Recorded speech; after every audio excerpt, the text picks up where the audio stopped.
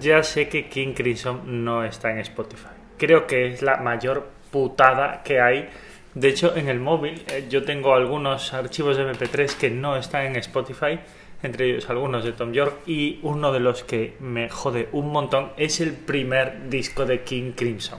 Pero no lo comentaba en el otro vídeo porque es un tema muy especial y muy complicado. Además, es especialmente importante porque ha sentado mucha jurisprudencia al respecto. Los procesos judiciales de King Crimson, o de Robert Fripp en concreto, en contra de la industria musical han sentado muchas bases de cómo entendemos la gestión de derechos. Entonces yo creo que se merecía explicarlo un poco en otro vídeo para intentar entender qué pasa exactamente con esta banda o con este hombre, con Robert Fripp, porque realmente es la lucha personal de este hombre y por qué es todo tan complicado. Bueno, pues nos vamos al principio de la carrera de King Crimson, porque en los primeros discos de King Crimson nos pasan varias cosas importantes. La primera, King Crimson firma sus primeros discos con Island Records. Esto es bastante importante para entender la historia. Y los primeros trabajos, sobre todo el primero, están registrados. Tenemos aquí ciertas dudas sobre si legalmente están registrados como King Crimson como banda o si realmente los autores registrados son Robert Fripp y Peter Sinfield. Y diréis, ¿dónde coño está Greg Lake? Que es el tío que realmente era un tío importante en el primer disco de King Crimson. Él es el verdadero protagonista del primer disco de la banda. Era cantante, era bajo, pero también fue coautor de las partes más importantes del disco, por no decir el autor. Pues tenemos muchas dudas, y de hecho legalmente también entre ellos hay muchas dudas sobre quién es el verdadero autor de los primeros trabajos de King Crimson. Porque Robert Fripp reclama los derechos, están firmados o registrados en muchos sitios como la banda al completo y tenemos aquí muchas disputas. Luego también tenemos el problema de que mucho material a posterior al primer trabajo sigue firmado por King Crimson, pero King Crimson no sabemos muy bien quiénes son. En la banda el único miembro estable que queda prácticamente es Robert Fripp, y por el resto han pasado entre 23 y 25 miembros según interpretemos. La parte posterior de la carrera de King Crimson ya está firmada por Robert Fripp y en gran parte por Peter Sinfield, pero de esos muchas partes están muy difusas.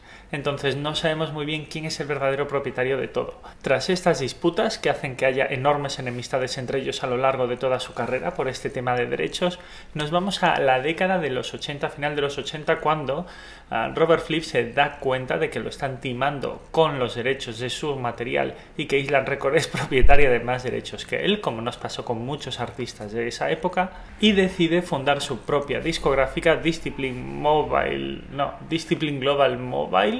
Sí, era esa. Y empezar un enorme proceso de pleitos legales con un montón de distribuidoras y de gente de Island Records e incluso de antiguos miembros de King Crimson para recuperar los derechos del material de King Crimson. Está durante años, durante casi toda la década de los 90, en un complejísimo y carísimo proceso de abogados para recuperar su material y lo consigue, recupera todo. Pero tenemos un problema, y es que él haya vuelto a recuperar parte de esos derechos no significa que sea el único propietario de esos derechos. Entonces Robert Fripp, que es propietario o copropietario de todo el material de King Crimson, incluso del que no ha hecho él, está obligado a compartir esta gestión de derechos con otros miembros que han pasado por la carrera de King Crimson y por Island Records. Luego todo esto se complica cuando Island Records es adquirida. Island Records fue adquirida por varias discográficas más grandes a lo largo de su carrera y un día acaba en el monstruo de Universal Music Corporate. Tras esto empieza a haber un enorme problema cuando ya Robert Fripp creía que había acabado todos sus procesos legales, porque Universal Music Corporate empieza a publicar una serie de recopilatorios, de reediciones e incluso de cierto material inédito que había quedado en las oficinas de Island Records sin el consentimiento de Robert Fripp.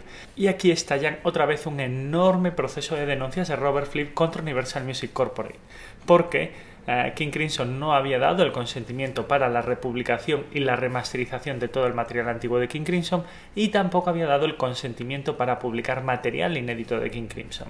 El caso es que, como Universal Music era dueña de Island Records y era copropietaria de estos derechos, legalmente no estaba obligada a pedirle permiso y podía hacer lo que le diese la gana con todo ese material.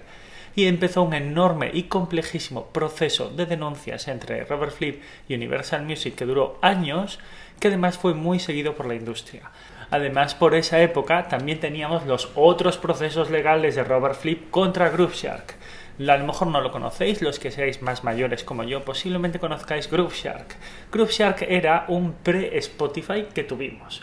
En Groove Shark estaba toda la discografía de King Crimson al final, porque había muchas disputas sobre cómo entendemos todo esto del peer-to-peer o de la reproducción directa en streaming, y Robert Fripp empezaba un enorme proceso en contra de Groove Shark. De hecho, fue muy polémico porque se llegaron a publicar los emails privados de Robert Fripp amenazando y acusando a directivos de Groove Shark personalmente. De hecho están en internet, fueron bastante conocidos, y de hecho él fue el protagonista casi absoluto del cierre de Groove Shark. Después de la gran denuncia de Robert Fripp, Universal Music y Warner Music atacan masivamente a Groove Shark y acaban consiguiendo el cierre de la plataforma. Luego se complicaba muchísimo más cuando en el 2010 venía Kanye West a liar la parda, porque él sacaba un tema que se llama Power, que además tenía unas enormes críticas, y usaba un sampling del primer tema del primer disco de King Crimson. Y Robert Fripp ni siquiera lo sabía. Se enteraba por la prensa y se enteraba porque veía el vídeo en YouTube, como dijo él en 2012. Y las reacciones a esta situación de Kanye West versionando o sampleando a King Crimson fueron surrealistas. Porque una semana, casi 10 días después de la publicación, la discográfica decide pedirle permiso a Robert Fripp cuando ya lo había hecho, porque lo había acordado unilateralmente con Universal Music. Universal Music era dueña de Island Records, que era propietaria o copropietaria de ese material. También Universal Music es propietaria de la discográfica de Kanye West, entonces se puso de acuerdo consigo misma, no tuvo ningún problema. Pero que a Robert Fripp no lo avisaran le cabreó muchísimo, se cabreó muchísimo. Pero muchísimo. Tenemos entrevistas de él del 2013 y 2012 cabreadísimo. Pero lo que más le cabreó fue que Greg Lake, que era el verdadero compositor de esa parte y fue el verdadero genio de ese disco y de ese tema, le pareció una idea fantástica. De hecho, tenemos entrevistas de Greg Lake que decía que se sentía verdaderamente halagado que alguien tan importante para la gente joven como Kanye West hubiese versionado a King Crimson a un material que él había compuesto, y que además le sorprendía cómo después de casi 50 años seguía sonando increíblemente actual. Para él era un honor volver a estar sonando entre la gente joven. El caso es que Robert Fripp no pensaba así y empezó otro carísimo y larguísimo proceso desde 2012 con Universal Music. Entonces, para acabar, ¿en qué situación estamos ahora? O sea, fin, se acaban los procesos legales de este hombre, ya parece. Vamos al 2015. Tenemos una entrevista del 2015 en el Financial Times a Robert Fripp, que dice que él deja la música porque está fatigado y que, por desgracia, en vez de dedicarse a componer y a tocar, él lo único a lo que se dedica es a perseguir la defensa de los derechos de su material. Bueno, es mentira, sigue en activo, de hecho va a tener gira ahora en el 2018, entonces, pero bueno, en esa entrevista nos deja entrever que ha quedado muy fatigado y muy cansado de todos estos procesos legales en los que ha conseguido enormes victorias, porque no solo recuperó todos los derechos que no tenía de King Crimson, pero también él sentaba precedentes importantes para la industria. Se facilitó mucho el camino para muchos artistas que durante los años 60 y 70 habían perdido sus derechos a manos de discográficas, como el caso de AC/DC o de muchas otras. Tras esto, Robert Fripp está en conversaciones con Spotify. Spotify al menos ha admitido que está en conversaciones con King Crimson desde hace años para intentar tener su discográfica, pero no están llegando a un acuerdo y no tiene pinta de que vayan a estar a punto de llegar a un acuerdo. Lo que sí es verdad es que ya el hecho de que estén hablando y negociando nos da un poco la imagen de que es muy posible que simplemente sea una cuestión de dinero y que en el futuro posiblemente vayamos a tener la discografía de King Crimson. Lo que pasa es que yo también me quedaría también con una reflexión importante, y es hasta qué punto este hombre puede quedarse, gestionar y controlar los derechos discográficos de mucho material de una banda de 25 personas de la que él solo es un miembro. De hecho, esta situación se hizo bastante complicada tras la muerte hace unos años de Greg Lake por un cáncer, cuando él había sido el verdadero genio que estaba detrás del primer disco de King Crimson, el cual prácticamente a día de hoy gestiona casi en solitario Robert Fripp. Entonces, bueno, un lío terrible.